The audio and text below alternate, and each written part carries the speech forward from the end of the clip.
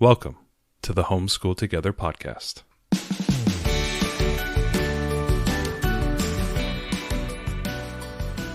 Where one working mom and a stay-at-home dad help you navigate the nuts and bolts of the growing and dynamic world of homeschooling. With a focus on early learners, like me. All the ins and outs of building and maintaining your homeschool life. Homeschool. Find out tips and tricks to make things like this easier. I'm reading. And ultimately, enjoy educating your kids. And what's that last thing? Have fun together. Did I do good, Daddy? Yeah, you did, sweetie. Good job. Hello, and welcome back to Homeschool Together. Thank you for joining us. We are the number one podcast in your heart. And if you find it in your heart, go click on a few links. Follow us on YouTube. Check out our Gumroad page as well. And we know we are in homeschool season, and there are a lot of new folks out there looking for resources and things for their homeschool and their children and what they're maybe planning for this year. Today we are going to be continuing from last week, talking about test prep. Test prep for our students. We know there are a lot of homeschool families and homeschool students out there that are going to be required to take some type of standardized testing that may be in your state. It may be something that you're going to do for your student that maybe you don't have to report to your state. That's kind of what we are in our situation, but we are in a parent partnership, and we want to have our student go through the standardized testing process. That is what we are electing to do, and that does not mean you have to do that. But we're going to be talking about testing in general. And last week we talked about testing, just thinking about testing, what type of testing there is. Why it's important. Today we're going to be talking about like various test materials that you might be able to pull in. And with any homeschool, we want you to do what's best for your family. There's so many different ways to do these types of things that there's not one size fits all solution. A lot of times people are looking for, what do I do? And I'm like, it's really hard to answer that because there are so many different things you can do. But we're going to talk about a number of things today. But first, before we dive into this exciting topic, we have a great opportunity. If you all want to meet your favorite podcasters. Holy cow. So how many of you... Wait, don't interrupt my pitch. No, this is very important. I've listened to podcasts for nearly 2 decades. And almost always, when the podcast gets big enough, they take it on the road, Ariel. They do. They take it on the road. We are taking it on the road very locally. Literally down the road. You're right, Kate. Matt and I are going to be doing a presentation at the Snohomish Library on Saturday, June 21st. The Snohomish City Library. There's only one library, isn't there? It's a whole county. Well, okay. Yeah, in the town of Snohomish in Washington, we will be doing a talk at 2:00 in the library. It's kind of going to be a basics, just getting started homeschooling. It's really tailored for those folks who are new to homeschooling, but there will be time afterwards for questions. So if you just want to come and meet us, you could even just come at the end and say hi. And but if you're a local listener and you want to come out and chat, we are more than happy to chat about things beyond just the basics of homeschooling. We're also going to do a signing at the end, so bring in your homeschool materials, and we'll sign your Right Start Math book and maybe your Evan Moore book. You're so silly. I will do it. I'll have the Sharpie ready to go. Oh my goodness, you're first so person to bring me a book. It gives me You're so silly. You'll get a plug on the podcast. So what we're really hoping is that we can leverage this into a series of talks, and that we can get into, at this point we're at like almost 450 episodes. So we have a lot of content and a lot of things that we could talk about. And we would love to get into a series in the library community of going out and doing talks about different topics. So it would especially be helpful for us to get a great showing at this first one, so that the library system folks go, oh my gosh, people are super interested in homeschooling. We need to plan more from this wonderful couple who's willing to come and talk about homeschooling. And then we can tailor talks to all kinds of different subjects. We can, we could espouse all day. So anyway, if you're around on Saturday, June 21st, I'll put it in the show notes. Yeah. please come and join us at the library. At least help us to make a good showing for the library system. If we could like pack the room, I'd be like super jazzed. Homeschool together live. Yeah, I mean, it would be super cool. And then, I mean, if we only get like 3 people, they're going to advertise for it, obviously. And they're not advertising it as Ariel and Matt of Homeschool Together fame. So it's not going out like that. But anyway, they're going to advertise it. So, we're hopeful some community members will come. But if you're a listener and you're local and you'd love to come and support your favorite homeschool podcasting duo here, that would be awesome. So that we could show the library that people care about homeschooling. Please do not hop on an airplane and come here. Please. Nobody's going to do that. Ariel, let's say it together. Please don't please do anything like that. But if you are local to this Seattle area, if you want to come out and say hello, chat with us. We'd love to meet you. We would love to chat. We probably will have our children off on the side doing their work, on their tablets. No, I'm going to call in. I'll call in Grandma. Yeah, Grandma sub. So, anyways, I just wanted to give a good plug for it because it's going to be really exciting. We'll continue to talk about it on the show week after week and remind folks in case some people don't hear it or they forget about it. And we'll put something on the Facebook group too. June 21st. Summer. Got nothing better to do. Actually, all right. It's June, right? It's June. Oh, so that's going to be great here in Western Washington. Most people don't know if you don't live here in Western Washington. It's January. June is known as January because in May we start to get a lot of sun and we're starting to think, yes, it's great, summer is here, and then we get hit by the Western Washington rains again. Yeah. And it's called January. So it's like January, but in June it's cold and rainy. I think we all got that. Yeah, January. Yeah, I know January. I think we got it. Yeah. Okay. All right. So back to not as much fun stuff, but we'll try to make it interesting for you. So test prep materials. So we really wanted to talk about this because there's lots of different types of materials that you can get. So if you're prepping for your state standardized test, or you're going to do another kind of assessment, these are just different options, right? We kind of know about the basic categories, but we wanted to talk through some things here to just give you some extra ideas of ways you could get after doing some prep.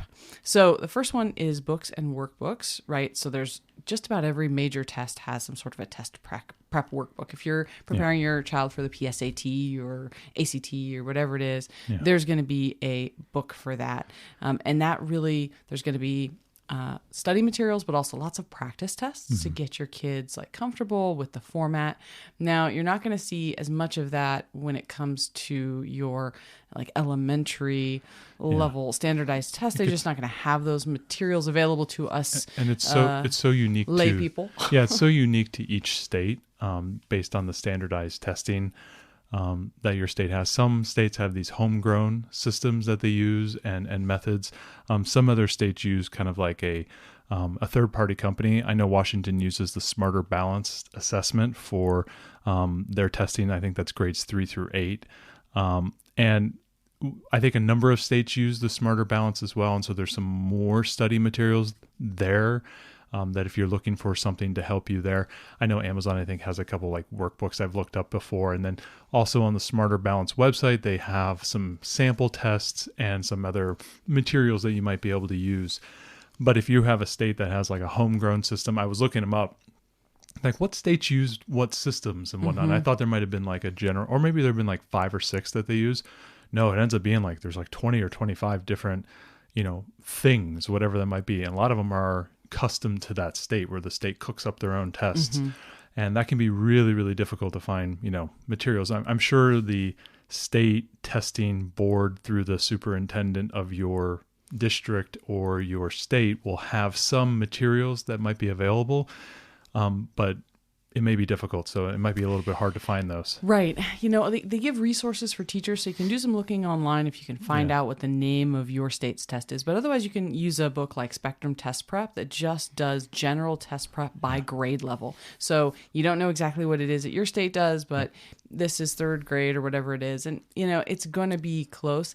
I mean, all standardized tests share a lot of DNA as far as the format goes. Common Core aligned. And the style of the questions and stuff. And that's part of what we want to get our kids used to. A lot of times in schools, they're preparing for the test, but I mean, I don't know how much it's changed now, but at least when we were younger, we didn't do a ton of like actual practice tests and things before we took the standardized test at school, which I think is kind of crazy because any other standardized test you take for the rest of your life when you're older, you would of course prepare for. So it's silly. I mean, you took not some to professional engineering exams before. I've taken my project management professional exam. I just took a student teaching one here called the West B. Of course you prepare. And you prepare for them, like you got workbooks and stuff. Of course. And I think it helps take some of the anxiety away for our kids too, that they have seen something that's in this format before so that it's not a surprise. So obviously books are a great way to start. They're really affordable. They're structured. They're easy to use. Oftentimes you can find them at your library or you can find something, Yeah, one that we've been using is the Harcourt Family Press one. And we did a couple of reviews on that. So that's on the YouTube channel. I'll go ahead and put a couple links to those. Just to get my daughter ready for the test, she's an equivalent third grade. I went ahead and started at that first grade level and gave her a lot of practice on reading the test, questions and the problems, and they were super easy. So the content wasn't difficult for her. So she was practicing the act of taking the test and bubbling in the things and getting used to making selections where the content was super easy. So she ran through that really fast. And now we're about to be done with the second grade book right now. And then I'm going to get her started on the third grade book, maybe right until she has to actually take this test. So she'll have basically spent the last 6 months every single day doing 1 or 2 pages of a standardized testing type of thing as sort of like a workbook warm up.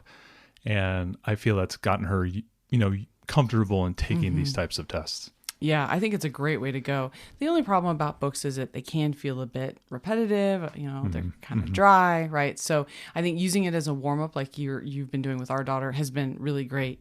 And the next kind of option you can do is an online test prep program. So there's lots of digital resources available, right? They're interactive. Sometimes they're adaptive. And this is really great, especially if your state has some sort of online adaptive test. We have this iReady assessment that they actually are going to have our kindergartner do this year. And it is adaptive, meaning if she gets a question right, it's going to increase the level of difficulty. If she gets a question wrong, it's going to go down. Actually, I don't know if it goes back down. Maybe it does. Maybe it levels out. Yeah. But there's pluses and minuses to these type of tests. I think that the idea of giving them something that's challenging, find out what level they're really at, not just they made the grade for second, the level for second grade, but oh gosh, they're really testing at a fourth grade level for reading or whatever. Yeah. I think that is an interesting and valuable thing, except that it doesn't have an I don't know as an option. That's the biggest problem. Yeah. If you end up just guessing right, it's just going to keep making it harder.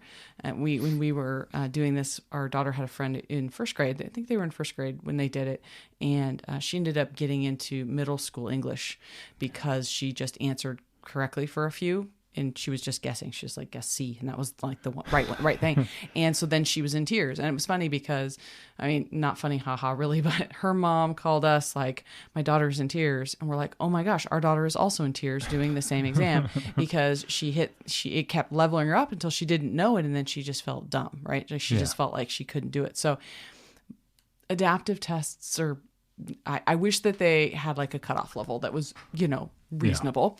But anyways, online resources can really help if you're going to have to do an adaptive test so you can prepare your child for what that's going to feel like when they're going to hit a wall that they don't know. And it's okay they don't know because it may be above their grade level. And the funniest thing is a lot of these standardized tests, I think the test our daughter's going to have to take is on the computer. So if you're thinking about at home, if your child hasn't had any experience with using a mouse, clicking on buttons, knowing where the next thing is. Ours didn't have any of that experience when she did it. We had to prep her how to use a computer real quick and then have her do the thing. Now she's gotten a lot more experience with computers, so she's a lot more comfortable with it. But there's even that level of consideration. We do it with our kindergartner in a few weeks. We're going to have to do the same thing. It's like, okay, here's how we click a mouse. Because the first thing they say is have them log in with their school ID. It's like, yeah, I don't even know their school. Right. And she's in kindergarten. She does not know how to type. Right? So anyway, so there's lots of great platforms for online stuff. Obviously, if you're looking at high school level, Khan Academy is great. They've got SAT prep. It's all, and subject reviews. It's all free. IXL is something that we've used pretty extensively. It's very affordable, and you can really tailor, if you want to do math or reading or whatever. It's on the go. You can put it on a tablet. So IXL was great. Time for Learning has full curriculum stuff with assessments.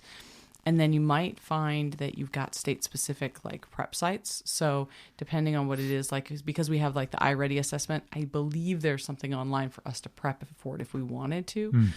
So those are all good options. So it's great because digital things are, of course, engaging to our kids. We can personalize and say, hey, they need to work on this or that. And it's nice with an online platform. It's not like a book and it opens and you just do whatever it says. And it really gives you that instant feedback. Like I don't have to check the book because if they do the book, then we got to go through and check all the answers. You can do it on the go and you can be mobile with it. You can kind of do it anywhere as long as you have a tablet or a laptop or something with you. But like you said, you've been using this test prep book with our daughter the whole year and having her do a couple pages a day. And we only had to buy that book once. You have to do something like an IXL subscription, and that's $10 or $20 a month, whatever, depending on the level you get. And obviously that's going to really add up. So your mileage may vary, and you may not find an online program. Like I think you're more likely to find a book than you are an online program for certain, more niche-y exams that are just specific to your state or whatever. So absolutely.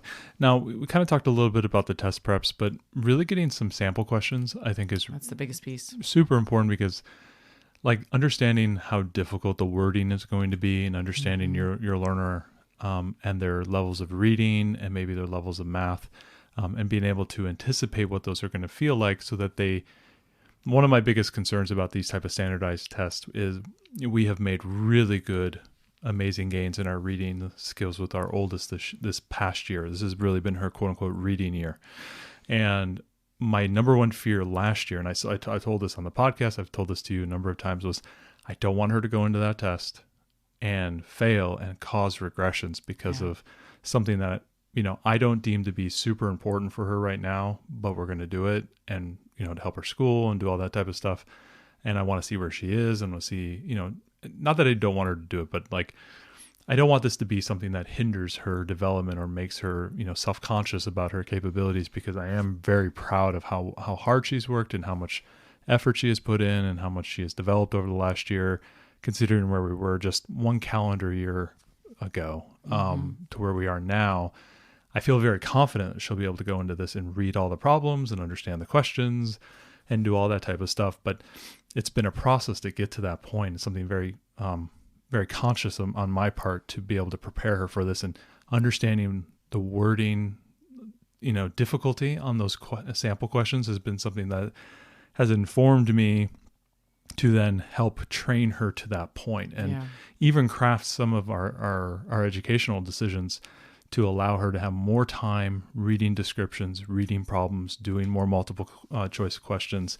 We had not done very much of that up until maybe 6 or 7 months ago, where I have begun to put in a little bit more of a workbook emphasis on some of what we do in order to give her that experience to prepare her for this. And that's been something I've been really focused on. So like understanding the types of questions, I think is kind of an understated skill on your side as the parent to prepare for whatever they might encounter on these tests. And you might find just not really in a test prep, whole package, but just the sample questions on the test publisher's website or your state standards website, they might have them right there.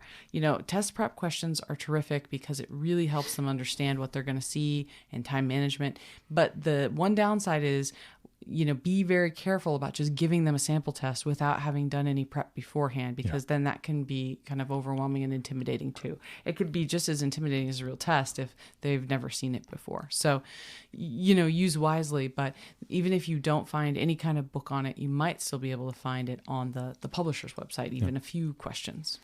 Now, getting ready for a test, you may need to learn to recall some facts, some ideas, some information, whether it is, English language arts, like what's a noun, what's an adjective, what's a verb, or if it's some type of math fact where it's like, oh, a multiplication versus division or addition and subtraction, or, what is the denominator or what is the numerator, so that they're comfortable with those type of things. And we may need to put in some study aids or maybe some type of flashcards, whatever method it works best for you. This has been something that I have been thinking about, making sure that she has just a base level of understanding. Because a lot of times I think when we are doing the education and we're moving forward and progressively getting, more and more content, with respect to, like, say, math, oh, you've demonstrated mastery. Great.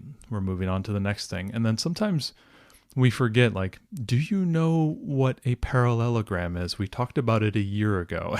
Do you still remember what that is? Or do you remember, how to set up a ratio? Do you know how to do long division? We haven't done it in about 40 or 50 lessons. Do you still remember how to do that? A lot of times sometimes I feel like she's mastered something, and because I know it, and now she showed us she mastered it, does she retain it in, 40 or 50 days? Sometimes she doesn't. And so sometimes I have to, like, go back and reiterate to her, or like, how many minutes are in an hour, right? 60, it's like she says it and you're looking at her going, you said that with low confidence. You said the right answer, but with low confidence. And it makes me concerned that sometimes, like a little sieve, that sometimes some information that we think was mastered before, or maybe even multiple times, maybe is not as, she can't recall that as quickly as she can, as you thought she could. Yeah. And I've been thinking about, does she need some type of study aids? Does she need, like, some base level flashcards periodically, just like, hey, do you know this? Do you know this? Do you know this? Right. Do you know this? Well, oh, and you it do. could be Okay, manipulatives. Let's say Yeah. you're doing fractions, right? Maybe Exactly. you need, like, fraction blocks. So it could be something physical like that. It could also be a digital app, right? There are several different types. One of the things that I think is pretty cool is to ask ChatGPT to Do it. give you Chatty. Yeah. So, like, I was able to put in for the iReady assessment for kindergarten reading, could you provide me some sample questions? And it was able to be like, sure. And it provided a whole bunch of sample questions. Mm-hmm. You can have it quiz you. You can even have it talk to your child and quiz you. We have a friend who's studying for his paramedic exam, and he's using ChatGPT to quiz him verbally while he incredible. drives. Yeah. So he's driving along, and Chatty's like, so what is this? And he's answering questions, and they're just having a whole conversation. Yeah. So he's even considering, he's paying, we're also paying the base level is like $20 a month. Yeah. He's thinking about going to the next level, the $200 a month, because it offers even more features to allow him to get through this test and be almost like a study partner with him all the time. Yeah. And so it's a great way for your student to have a study partner, or, I think we're going to explore some more of this maybe later this year on using this to maybe help accentuate learning, add kind of a mentor aspect. I think we're going to talk a little bit more about this a little bit later this year. Yeah, I think it's a great way to go, especially, you buy a book that's got X amount of questions in it, and that's all you have, and that maybe there's an area you're weak in. You can just have one of these AI apps just keep giving you questions over and over again. Yeah. Now, I don't know how great they are as far as the answers, right? Is it all correct? I would imagine that something very complex, it might not be. Something as easy as, like, all the elementary stuff that I saw. I mean, it didn't provide the right answers to me, because obviously we're having a conversation like our friend was. We were just, it was just bringing up, like, the cat sat on the mat. Where did the cat sit? And then one of the answers is on the mat. And I'm like, okay, that's the right answer, right? I don't need it to tell me. But if it was something more complex, I don't know that it's how great it's grading is kind of thing. It does a great job at, like, language structure. And basic good with that stuff. and basic math facts and whatnot. So if you're thinking about, like, math and reading skills or spelling and that type of stuff, it does a pretty good job at that, because those are pretty set rules that it's been trained on. So it's not getting into the realm of opinion. And it has some weird math problems. It does. I would ask it how many R's are in strawberry. Right. I would go more towards the reading side with it, and your mileage may vary, and it's not always going to be correct, but it could be a good resource to even help you develop the flashcards. Maybe you're going to develop them with key words that your first grader should know going into this test, for example. It could help you develop what are the 100 most common words that they should know, or whatever. The high frequency words are really, really amazing. Right. Yeah, exactly. Now, going into it, I think that, that's all kind of a content-driven preparation thing. Really, some of the best skills you can give anyone going into a standardized test is how to take a standardized test. There's a whole philosophy that people have going into these tests to maximize the probability of getting the right answer. Right. And we're going to talk about how to take the test in our very last episode of the series. So, but there are these strategy guides that help, more than everything that we're going to say in that last episode, especially if you're getting a student ready for like the SAT. Those strategy guides are so helpful to just get your mind around it, because it's not just answering the questions. It's all the way you take the test and being prepared going into it. And it's almost it's a mindset. It's like a thinking thing. I just did all my coursework for my school, my master's degree for my student teaching, my teaching certificate. And I took, 15 tests, wrote a bunch of papers, did a bunch of things. And I really got into taking tests. Like I can see it. It was so wild where I was getting like, here's your 4 answers. And I knew it had to have a positive element to it. And I'm just scanning like every third word. That verb's negative. That verb is negative. That one's positive. It's that one. Like I got so good at taking these tests. It was almost like I was in a flow state. It was very strange. I think it's very interesting that we're talking about test taking right now, because you just several weeks back took this big standardized test. Oh, yeah. And it was this huge 7-hour ordeal, and it was just 5 hours nonstop. 5 hours. I had a potty break. That's all I got. Yeah, for 5 hours through lunch. Just no. I didn't have time. No. There was no eating. So, and I think it's really interesting because you kind of got put right back in that position. I mean, you haven't taken a standardized test like that since you took your GMATs, right, to go into graduate school. Yes. Many moons ago.